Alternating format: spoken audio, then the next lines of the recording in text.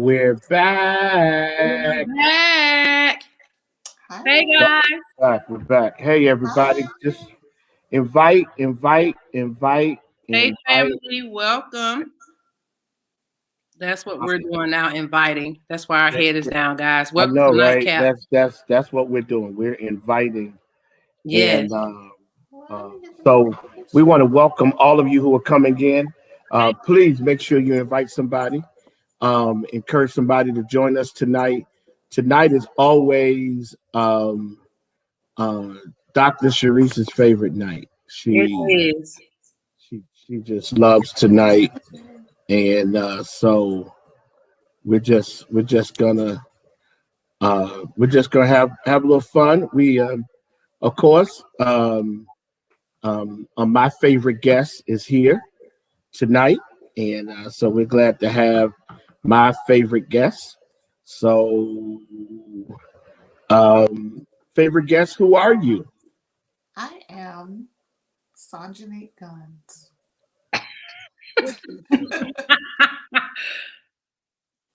You who?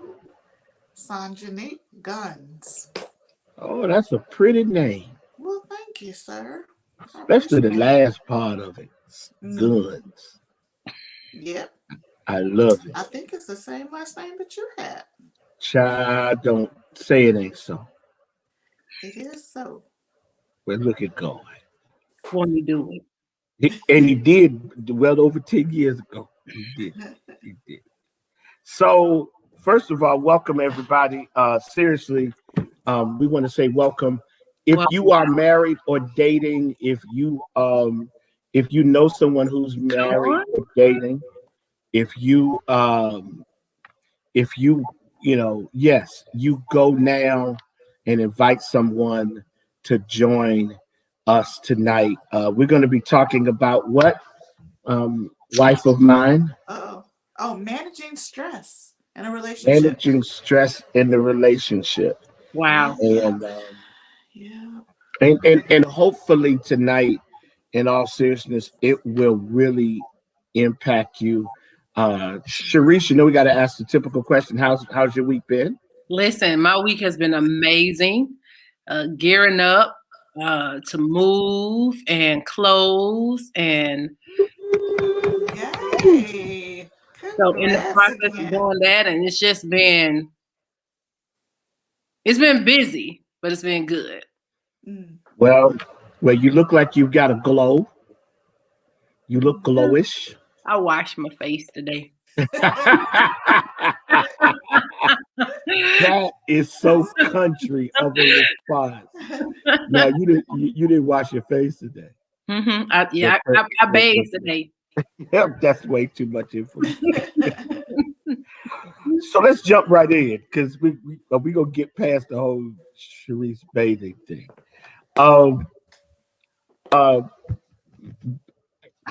Wife of mine's. What is stress in a marriage?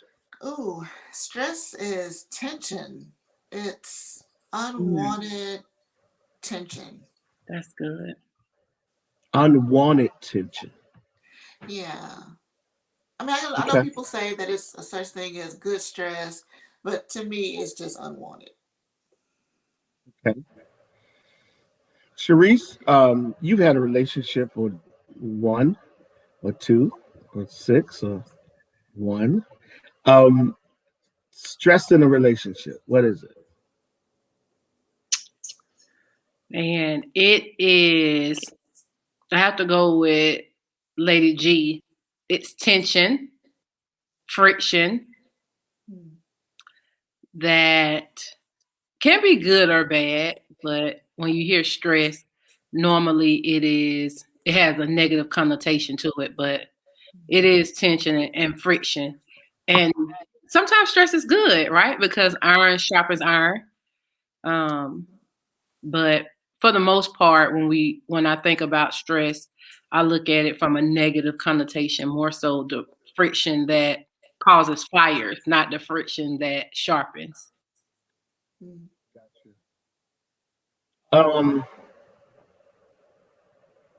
What What causes stress? Mm, I think lack of understanding, yeah, conflict. inability to compromise. Hmm. You got your list working tonight. What else? I guess I'm The the interviewer. moderator. I'm the Yeah, interviewer. That's yeah. a much better word than moderator. I'm the interviewer.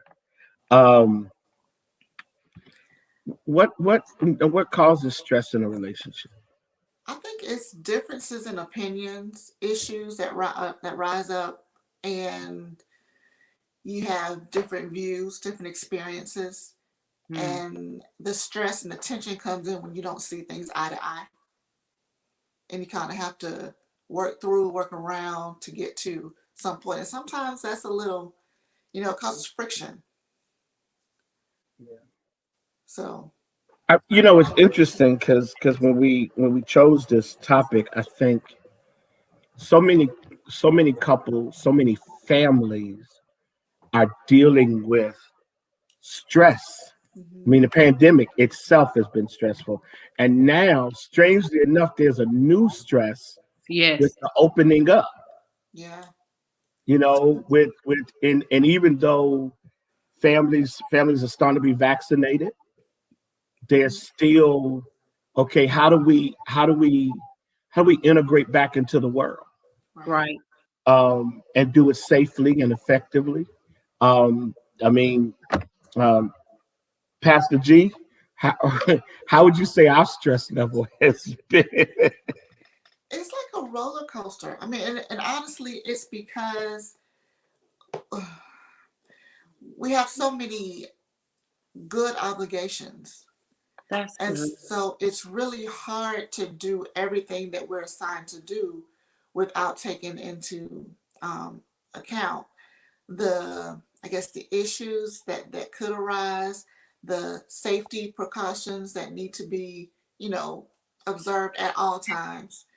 We have a family, it's not just the two of us. So, it's yeah. So it's kind of maneuvering through our world and trying to remain safe. And sometimes we kind of go, uh-oh, uh-oh, you know, and it's stressful at times. It's stressful, but we've been able to work through it.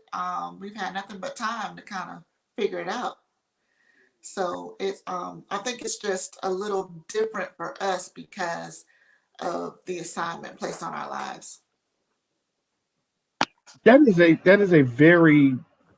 That's a very positive way of painting that. Seriously, the Mm, idea of good assignments. It's interesting because I'm kind of being a, a a little more measured tonight, and the reason why is because I think that sometimes when a family or a couple faces stress, that stress has an assignment on it, Mm. mm, you know, and so at one level, That the stress has an assignment on it mhm, to make us stronger, or it has an assignment on it to weaken us. yeah. And in far too many cases, what's happening is we are you it's crazy. You can become territorial in your stress. Mm, what do you Like, mean by that, Bishop? you can make stress how you leverage the relationship. Mm. okay. That's good. And so I started really thinking about this. My wife would tell you I spend now every day literally working outside.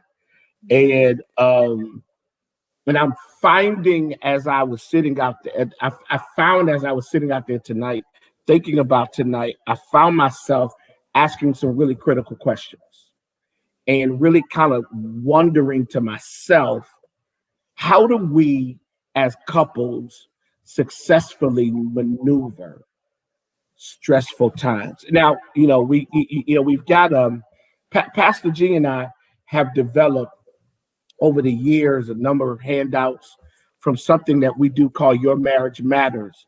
We're actually going to do it again this year, but we're going to do it virtually in the spring, and with the possibility of doing it in person much later in the year. And it's really for, of course, married couples, but we also create an opportunity for engaged couples to come as well. And so, we actually have a workbook that we've done on marriage that we don't even talk about, but we did this workbook, and and so and so we've got this handout that we did, and we really talked about two levels. The first level is stress, and then the second level is conflict. Um, what is conflict in a marriage, and what is conflict over and against stress?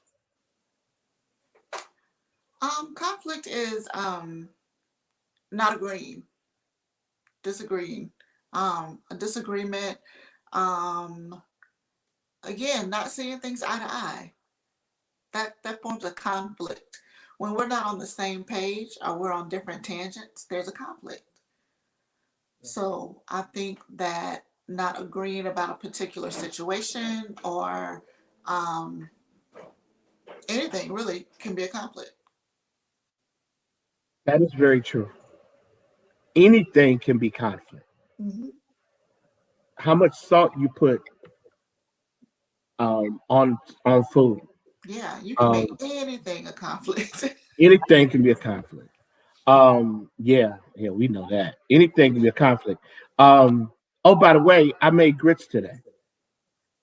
I'm very proud of myself. God, cooking. I made some grits today. I made Congratulations. some grits today. I just kind of threw it in. It has nothing to do with this. I'm just very Very proud of good. myself. No, Because I Did Huh? you rinse off your grits? What? what? Rinse them off? Okay, we won't talk about that right now. I'm just proud of myself because I cooked the worst grits ever. Like, they're just horrible. Either they're rock hard or they're so watery till you can swim in them. So I just wanted to just celebrate the fact. And they may not have been that good, but they would They were in my edible. head. They were edible. That's They were good. edible. They were edible. Good They were job. edible. They were edible. Okay. So I just wanted the world to celebrate that I made grits. Very good, babe. Thank I'm you, babe. proud of you. Thank you so much. Thank you so much. Okay. So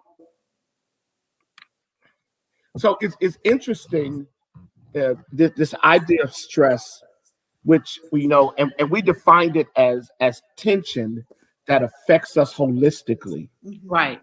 pressure beyond what's normal, Mm. and the pandemic was beyond normal, right? Oh, Finances can cause tension. Sickness in the family can cause tension. You know, insecurities on the part of one or both partners can cause can cause stress and tension. Um, you know, um, going through a pretty difficult time with your children can cause stress. Anything can cause stress and cause there to feel like there's pressure beyond what's normal.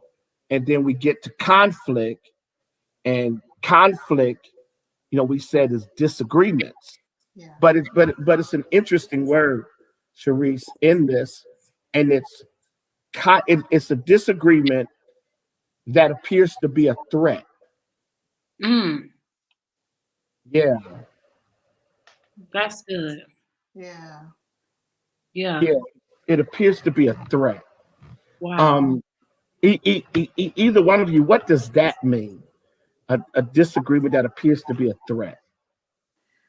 Well, we have listed here just a threat to our needs and our interests and our concerns.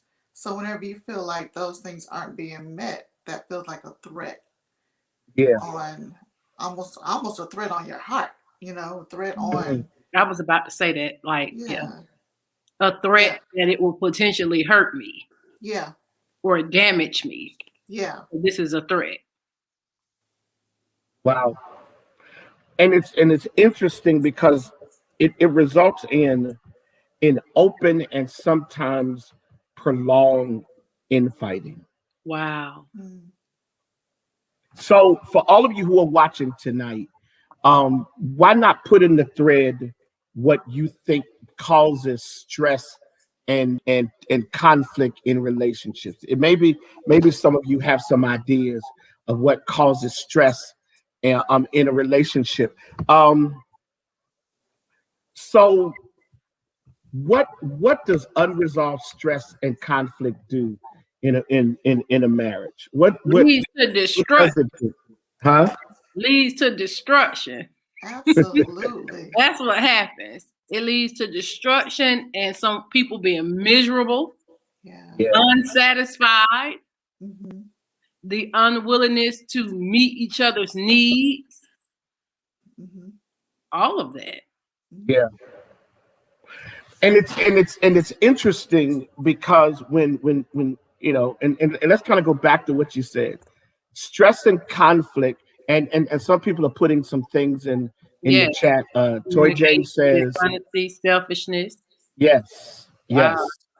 Selfishness, internal turmoil, communication, dishonesty is a major cause of stress.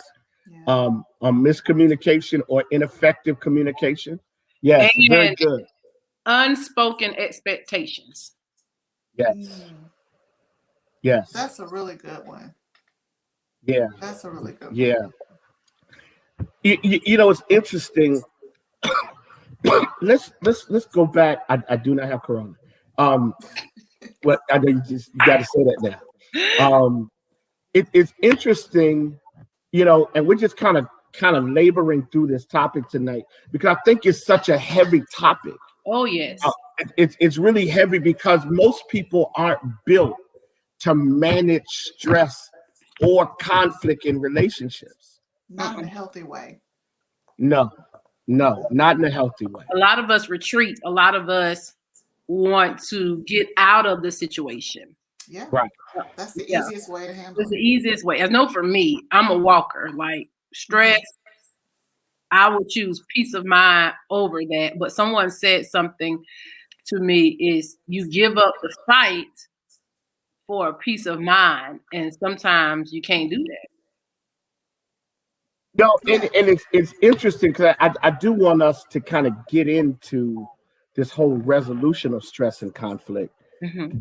But I want us to dig into and we've started some of the reasons why we end up in stress. We end up in this conflict. We end up in these disagreements. And it's something you said that I think is important, that if you're in a relationship where you can't seem to find a way to speak to each other's needs uniquely, and unfulfillment is a part of it. It's also, and listen, and I will, you know, I'm a transparent guy, so I'm not afraid of transparency. I also understand that stress and conflict results when you don't resolve your own insecurities. That is good. When you don't resolve, and I will acknowledge that I've had and I still have some insecurities. And the awkwardness about insecurity is something can trigger it that you were not prepared for. I think triggers happen a lot, and that causes the stress because oftentimes we don't talk about what our triggers are or the things that we quote unquote overcame until it's triggered and that person says, whoa, you know, what happened? And then there's a moment where you say, man, you know, it took me back to a place. Right. That causes that tension.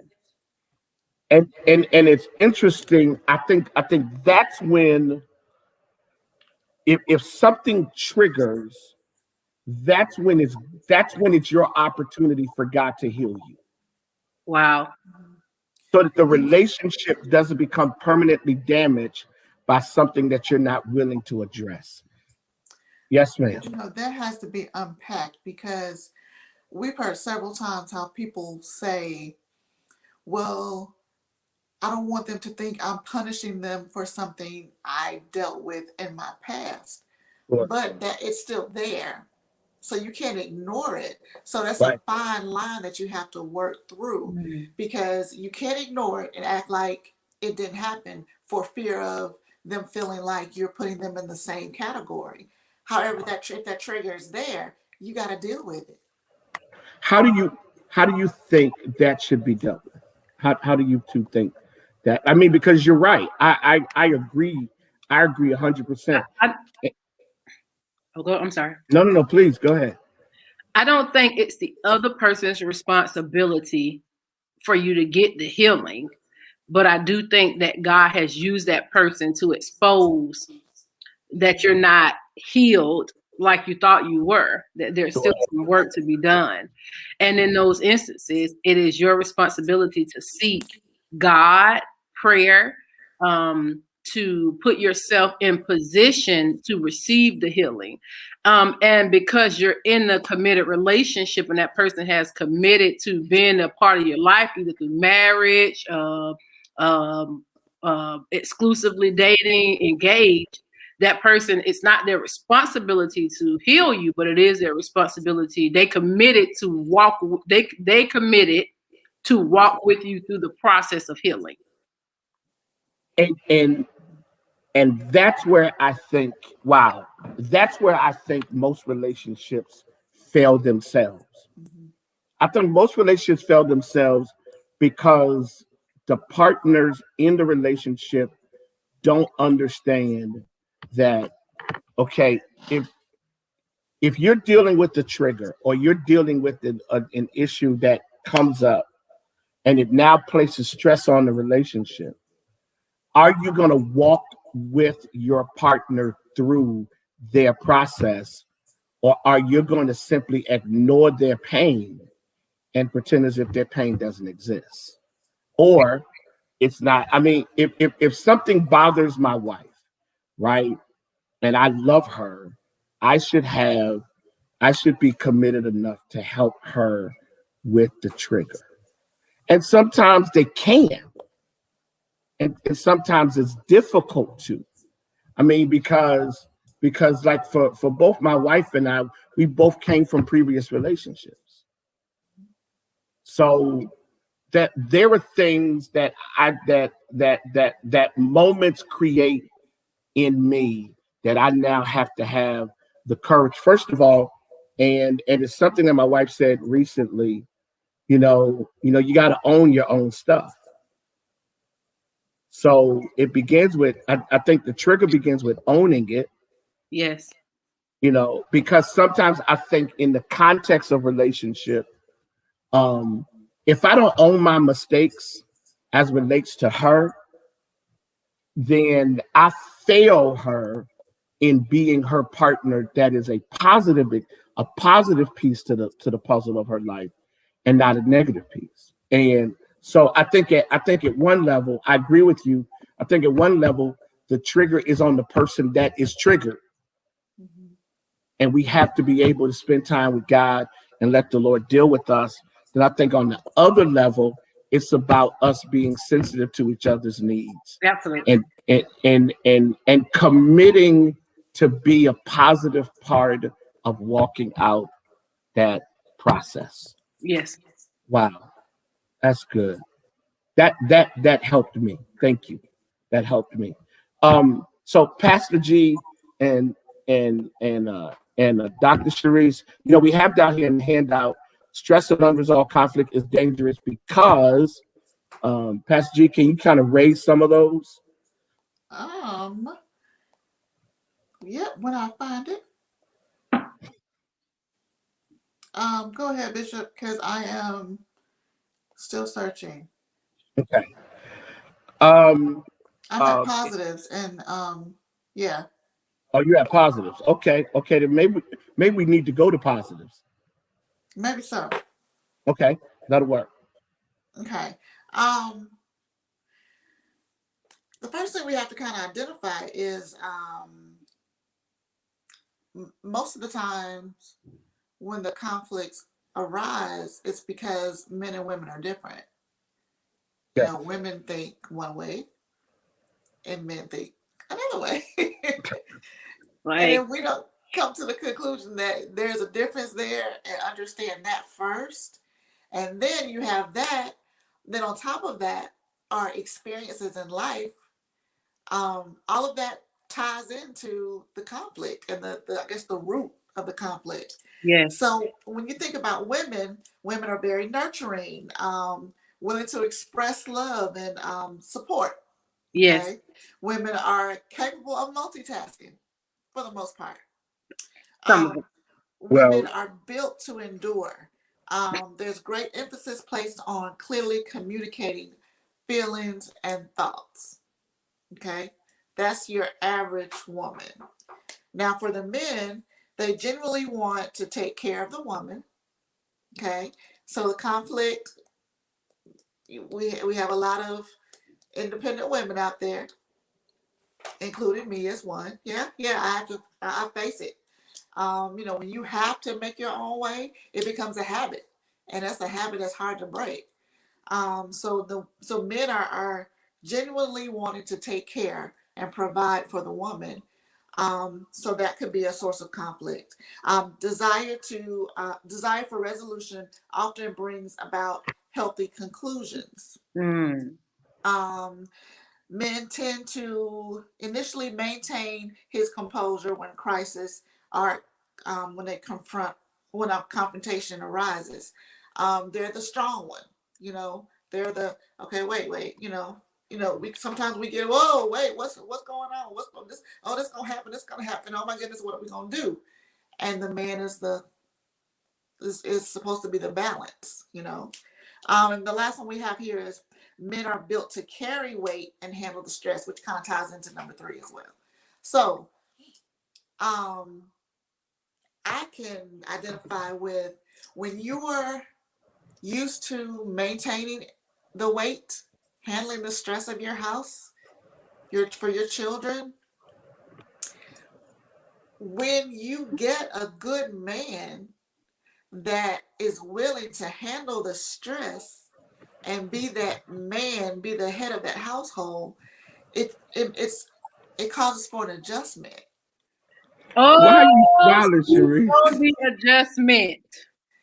Yeah, and you know it takes time. So really, it's the patience of the man, and then it's the woman being subjective. Not no, it's submitting. I'm Submissive. sorry. Submitting. Yes, submitting to her king, her priest. You know, and sometimes it takes some time. And we need that man to be patient and to say, hey, you know, tap us on the hand, be like, okay, you're doing it again, but allowing us to grow into that position. It was hard for me, and my husband can tell you, it was hard for me because I was the make the bacon, bring it home and cook it, and I was that woman, you know. So I have the shirt that I kind of evolved into that person. The shirt where I'm a mixture of spoiled and I can do it myself. I think Sharice is gone. Uh-oh, that's me. We still see you. Yeah, we still Uh-oh. see you. Am I gone? No, Can you hear me? We yep, can we hear can hear you. you. Just Okay. pause. Y'all are Yeah, you frozen just on a my little end. frozen. It's But called yeah, technology. it's it's more of a y'all are gone. We're here. No, Oh yeah, okay, it fixed. It fixed. Okay. It's like yeah, I'm in the yeah. shop by Our myself. our Wi-Fi No, I is just took it off Wi-Fi. That oh, was my okay. bad. But yeah, that's my thing now. I'm trying to be more of a not do it myself, but that's just who I'm trying not to be anymore. So I think that's a source of conflict for a lot of couples. Then you have other areas. So what do you want to add to that? Cool. Either one of you. I You know know, Sharice is it's an independent interesting. woman too. It's interesting. Um, was interesting listening to you talk about it, because I think that one of my challenges in being married to a woman who would go get the bacon and then cook it and then serve it and then clean up the table once the bacon has been eaten. One of the challenges is, and this has kind of been, and this has been my process of growth, is knowing that you can't take away the tendency to cook the bacon sometimes, and that if you demand her to give up everything, then you may end up suffocating her in the process. And that's really tough, because again, the positives that we identified about men and women are actually, what is pretty standard for a man and a woman. A woman, the average woman, the average good woman is going to be nurturing. That's just who she's going to be. She's going to nurture everybody in her family. She's going to nurture her husband. She's going to make sure he feels loved and valued. She's going to encourage him. That's what she's going to do. The average woman, and I watch my wife.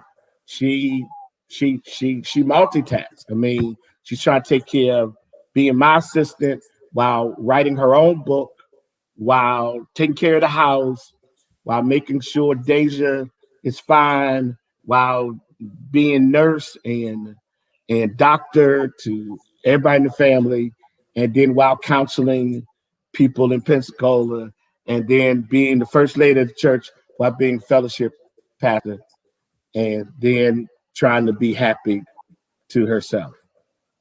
All that. She's been through hell. She's still standing, and standing reasonably well. And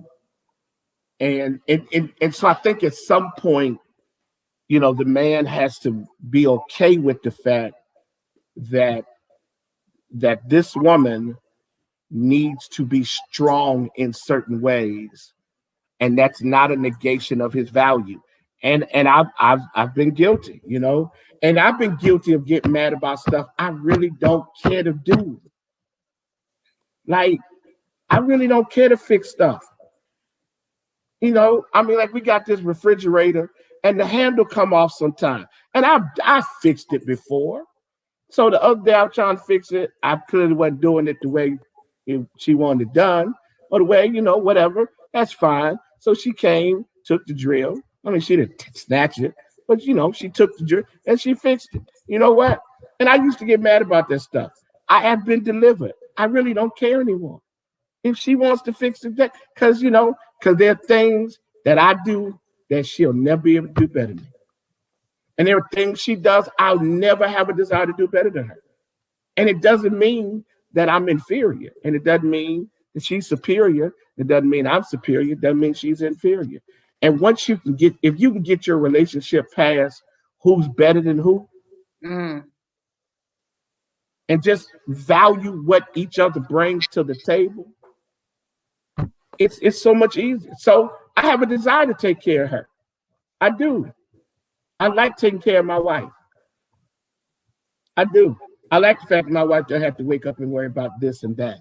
And so I think at some point in a relationship, you got to be able to understand this stuff, because conflict comes when you don't value each other's unique role within the strength of the relationship.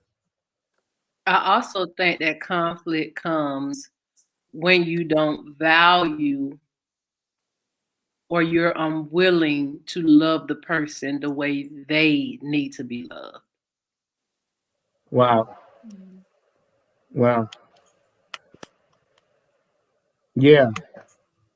Because oftentimes we don't want to do the work that's required to love them the way they need to be loved. We want to love them how we want to love them, but not how they need us to love them, causes conflict because they're not satisfied with what you're doing because that's not something that they require. That's you're doing it. You're self-imposing. You're saying if I were them, this is what I would want. Yeah. So you do it because this is what you would want, but it is not what they want. So when they don't value what you did, it's deemed unappreciated, which then causes conflict. That's good. That is good. Mm-hmm. Pastor Jig, you wanna respond? That's good. No, that's good. That's true. That's true. And like I say, you have your different areas, and that is a big area. And that's kind of falls into that where we tell couples to find out your partner's love language and what their needs are and what they desire, because it may not be what you desire. So you're giving what you want, and they're counting it as nothing, and you don't understand why, because it doesn't matter to them. They want you to do this. So yeah, that's really important. So And yeah, I would advise in every couple to find out their partner's love language, because it's a waste of time. If you're loving a way that they don't receive love, it's a waste of time. it's a waste of time. So even for myself, I would say, well, I tried, or I'm trying, or I did my best. And that person will say, no, it's really not. So in your mind, you're like, yes, it is. In their mind, they're like, no, it's not, because it didn't produce this result, or it wasn't this.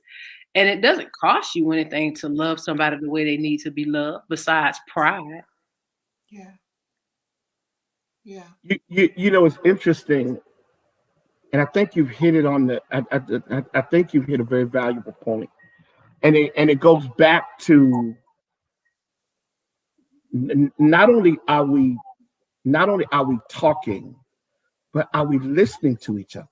Oh man, I was having a conversation today, so I said, "You hear me, but are you listening?" Yeah, I mean, do we really? And then couple that with this fact: if I really, really love you, I'm willing to make the adjustments for you, because adjusting for you is an affirmation of value.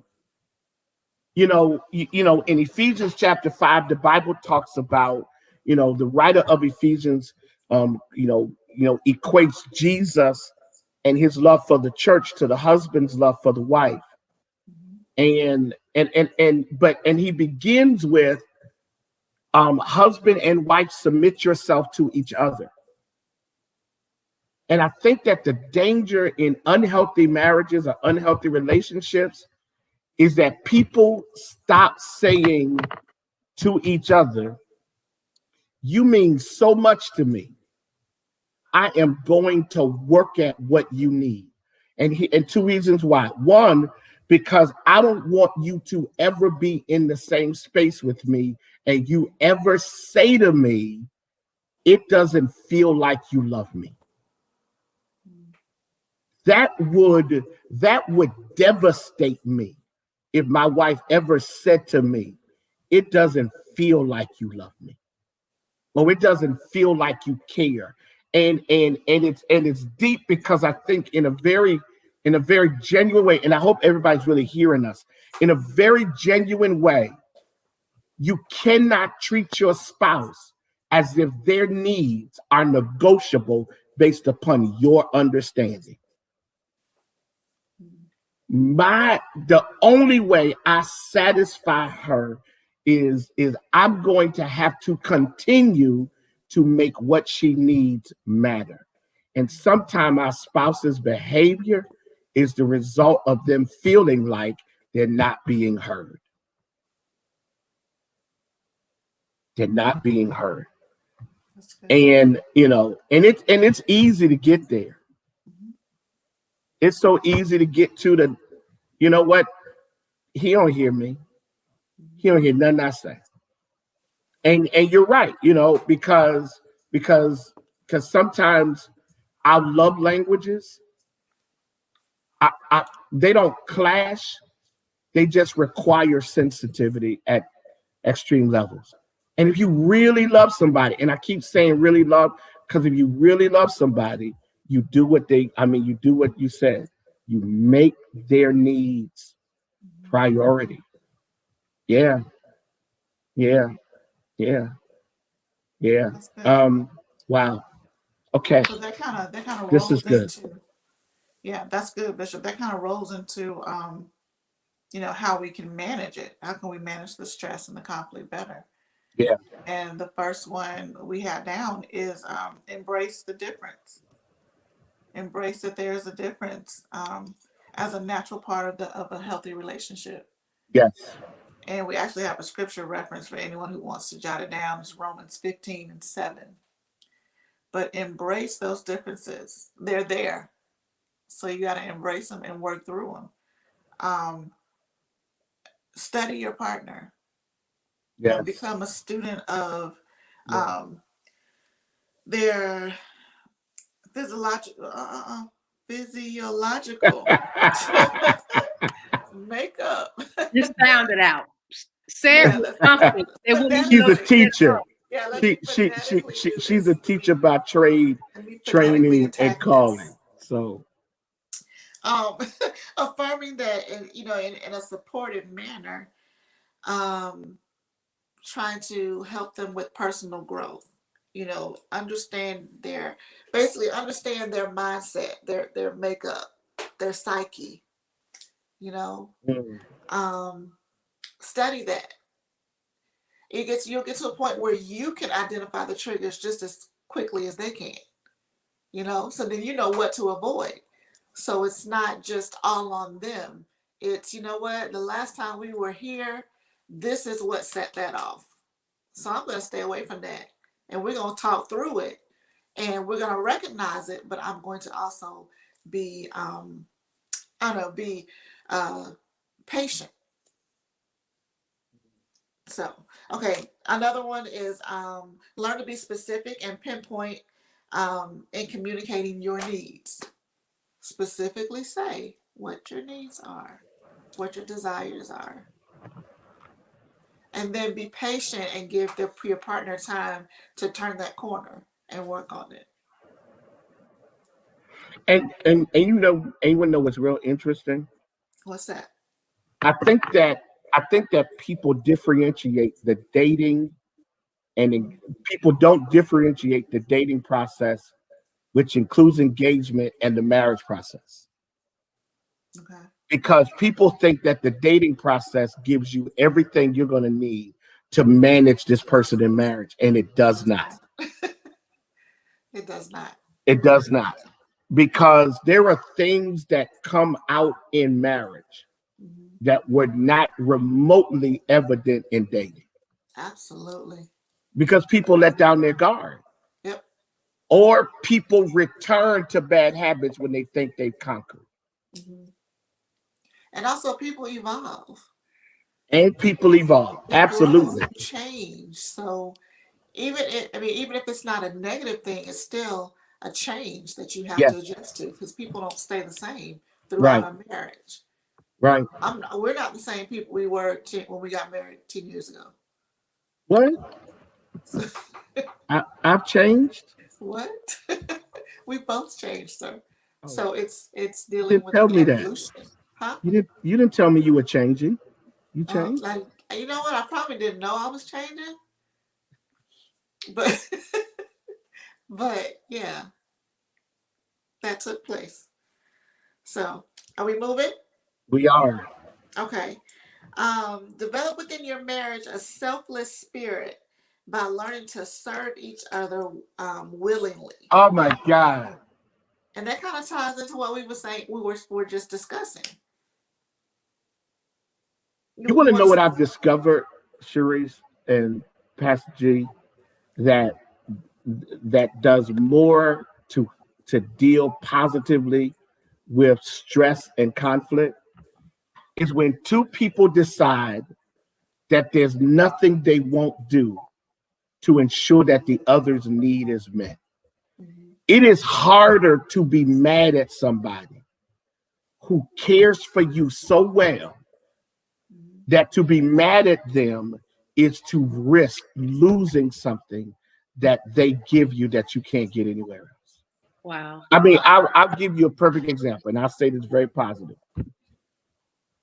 There are things that my wife has given me that I've never gotten in any relationship that I've ever had in my life.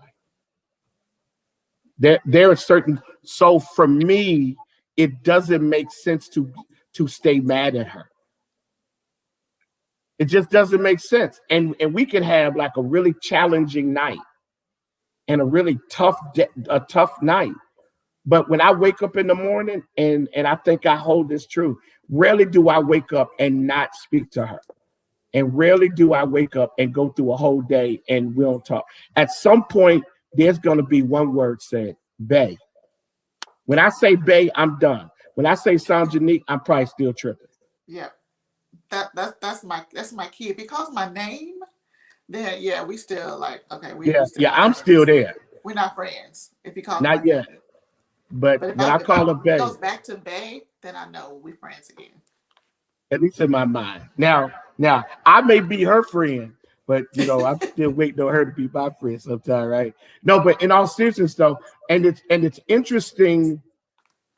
I don't think we make our partner that important enough that change is a privilege, not a burden.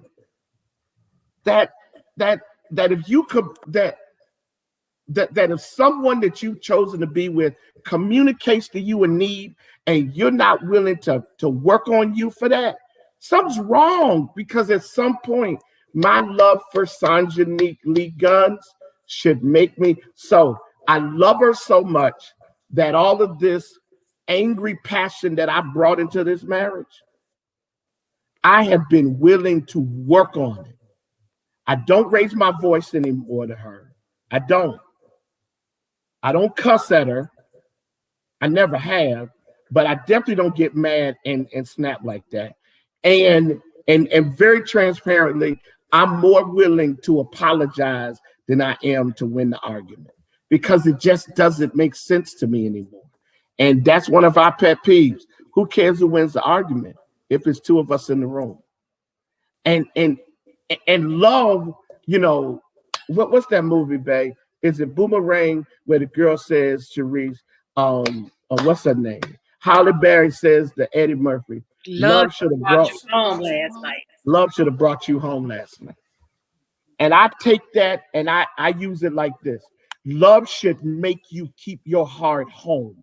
And what I mean by that is love should make you show me every day, and love should make me show you every day that you were the most important person when I went to bed, and you're the most important person when I get up. And you're going to be the most important person all day. Conflict is a lot easier to handle. I don't want to be mad at her. So sometimes conflict is easier because you just love somebody so much till it ain't fun being mad. I don't want to win the argument. I don't even really care no more. I just don't.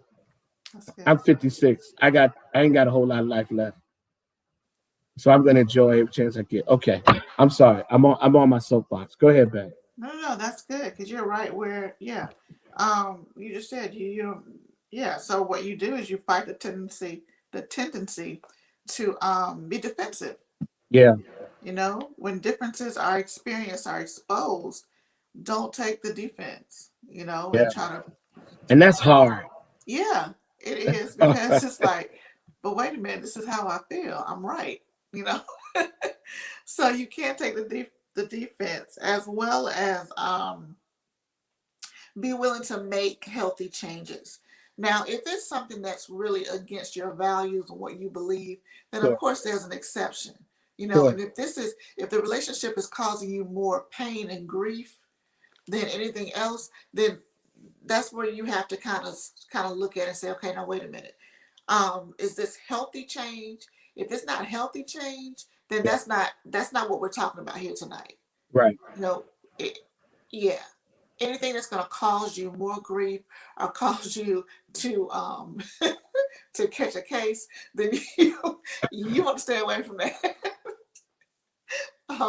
You want to That's make not it a a change. health, That's called a guilty verdict.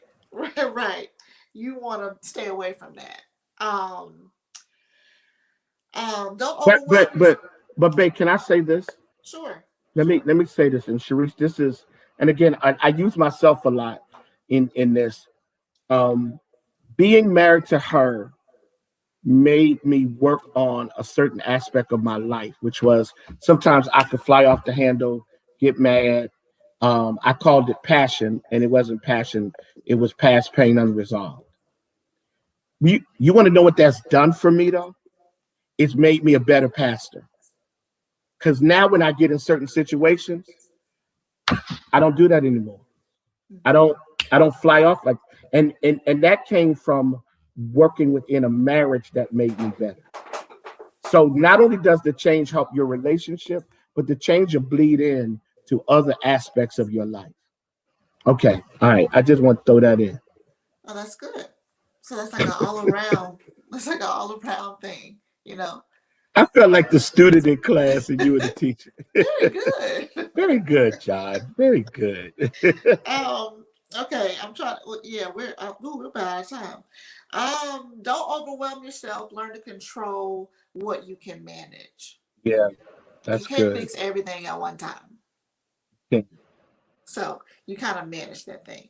Um, Another way to deal with the stress is get away. Take time to simply be together with no demands. You know, to work through the chaos in your life. And it's kind of hard to do right now because the world's still just opening up. However, if you just go get a shut down in your home with just your significant other, and you know have a chill night, if nothing else, to kind of just release that stress and all the demands that are on you from the outside. Make first things first. This means you kind of learn how to prioritize things. Create relationships with other couples who are a positive example and who allows you to relax and release. Other positive couples. It's amazing to watch people and see how they deal with things. And when you're together, you kind of see little twerks, little things that come up, and to see how other people manage them. It can be helpful to you in your relationship. Bishop, you want to add to that? No, keep going. No, I think and it's interesting. I would love to make this handout available to people. So if you're interested in getting this handout, um, we would love to make it available because I think there's so much meat in this, and but it's interesting. Pastor, why don't you end by talking about commit to being happy by. Okay. The ways you can commit to be happy is develop a positive attitude about your marriage. Wow. Change your overall attitude. Yeah. Even if there's issues that are coming each and every day, still look at your marriage as a blessing. And it is. It's an assignment from God. It's a blessing. And everyone goes through, their hills and valleys, their roller coaster. However, if it's it I tell couples all the time, do that famous list where you're putting the positives, write all your positives down, and then you write your negatives. If your positives outweigh the negatives, then it's worth fighting for. Now, if your negatives are way down the list and you got like 3 or 4 positives, you might want to rethink that. But look at that and then be able to have a positive attitude about the relationship. Set goals that are attainable, not outlandish. Goals that you can attain, short term and long term. Um, and celebrating each other. Celebrate who they are. It does not have to be a birthday or Valentine's Day. It could be just a day. Celebrate who they are to you. And I think that's about it. It's interesting. Is it possible, Bay, for us to give people an email address that they can request this handout and we can send it to them? Is there an Um, email address, your marriage matters email address or something? I can't remember yes. it. Okay, you got it? Yeah, keep talking. I'll have you in a second. Okay. Um, Sharice, and as you listen to this, what is your take on relationships as you listen to this? I think that relationships are unique to the couple. I am Yes. learning that there is no black and white way to have a relationship. There's guidance that God has given us, biblical guidance, and that is in a marriage. And but when it comes to walking out and living out your relationship and love, it's not a manual. It really is trial and error. And the only way to overcome is going to require great patience, great communication, a willing heart, an open spirit. It's understanding that, you know, you're not going to always get it right, but and even when you think you're giving your best, you can always better your best. So, bottom line, relationships equals work. And so that's my take on relationships, because everything that we've talked about requires a shift in mindset, requires energy, requires consideration, being thoughtful. So, if love and being in a relationship is what you want, it's gonna require you to put forth effort, work, prayer, all that to make it work. Pastor G, what is your advice to couples? Uh, um, Honestly, my advice to couples and I know it sounds cliche-ish, but start with prayer. Start with prayer. Get the mind of God so you know which way you're going. Um, yes, your relationship is a lot of work, but it's so much easier when you're guided by God and the Holy Spirit. When God gives you discernment of things and through prayer, it makes it so much easier to know which direction to go, to know what to do, what not to do. Um, yeah, we can do all we can give you steps, 1 through 12 all day. But if you're not wise with it, if you're not discerning, if you're not seeking God, then it's really you're kind of spinning your wheels. So I would suggest that you start with prayer. God, show me what I need to see. Show me how to love my spouse better or my significant other. God, give me direction. Um, I want to be in your perfect will. So you want to start out making sure this is the will of God. That's the first question when couples come to us. The first question we ask them, do you feel like your relationship is the will of God? Because if it's not, then where are you going? So again, I know it sounds a little cliche-ish, if that's even a word, but um, start with prayer. And then God will walk you through all of these steps and all of these ways to enhance and better relate to your significant other. And by the way, I did put the email address in the chat. It's under St. Paul's Church of Jacksonville. The email address is yourmarriagematters1@gmail.com. So if you are wanting this handout that we use tonight, just email me and I will shoot it right out to you. Let me close with with my thoughts, and it's interesting. Every second Wednesday, Pastor G comes on, and I love watching Sharice. When she first comes on, because Sharice is just like a little kid in the candy store. My spiritual mother's here. Oh my goodness, right? Um, but it's interesting as we've been going through this handout. Here's a real transparent moment. I've been convicted going through the handout. I've been convicted listening to Sharice tonight. I've been convicted listening to my wife tonight. Marriage should always be worth sacrifice. That's the most important thing. And to me, if I'm married to Sanjanique, not if, because I'm married to Sanjanique Lee Guns,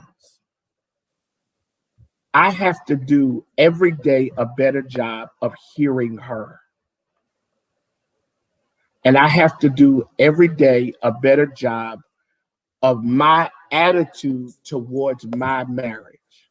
Now, I'm not saying I don't have a good attitude. I think I do. I'm not saying I don't value that. I know I do. But every day, I need to work at making sure that by the end of the day, she feels good about the fact that she's married to me. Because she made a choice to marry me as much as I made a choice to marry her. And I want to close with this so everybody hears me. I don't know if it was the beginning of this year or the beginning of last year. Dr. Tony Evans' wife passed. And for some reason, I found myself watching the funeral. And he preached it. And he made this powerful statement.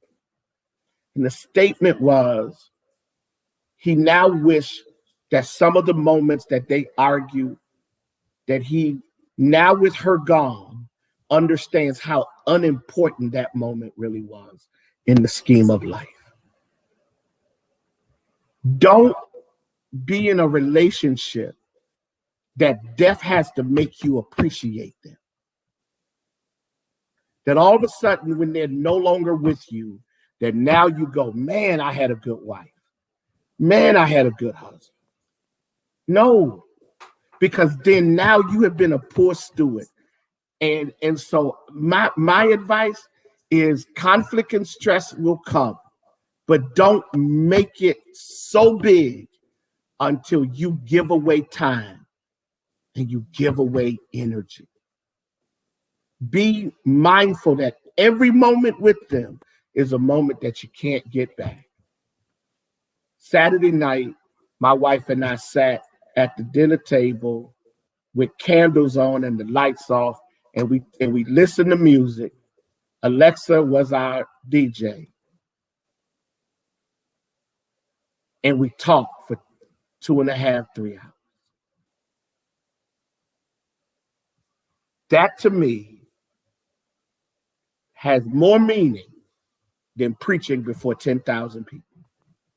Because if Sharice agreed to say something deep because we got to go. If an audience of one is not worth it, then a crowd of thousands will not satisfy you either. You got to be able to enjoy an audience of one. That's good. Sanjanique Lee Guns is the audience of one. And I would rather be with you than be in a room of people who applaud me. Because your smile makes tough days palatable. And when I make you mad and I hurt you, that bothers me more than the whole Church of St. Paul being angry at me. Because as long as we're good, I can handle that. Yeah. When we ain't good, don't none of it feel right. Yeah. If you don't love to that extent, you need to ask God to either give you a different heart or put the right person in your space. This has been NightCap with the doctors and our monthly co-host, the lovely Pastor Sanjanique Lee Guns. Yes. And I love the last name. And I'm glad So you've glad. taken it. Sharice, you're amazing. And you're growing, Sharice. Absolutely. You know, when we started this, you used to sit and watch. Now you, girl, you dropping dimes on us. You making So me proud go, of you. So now I got to go in the other room and apologize and be nice and everything. messed up my night, girl. Got me apologizing. I was going in there to watch the sisters. Now I got to go in there and apologize. Amen. Oh, We boy, love my you guys. sister. We'll be back next We week. love Next you. week is Love social you. media Thank y'all for and having me. relationships. This Yes. is their triplet, Lady Quinetta Moore, and That's gonna be good, y'all. Yeah. and the miss- doctors. And the doctors. That's who we are. The doctors. You ready to close out? Yes, Da, da, da, da, da, da, da, da, da, da, da. Take us Bye, out, Ray. guys. See you guys later.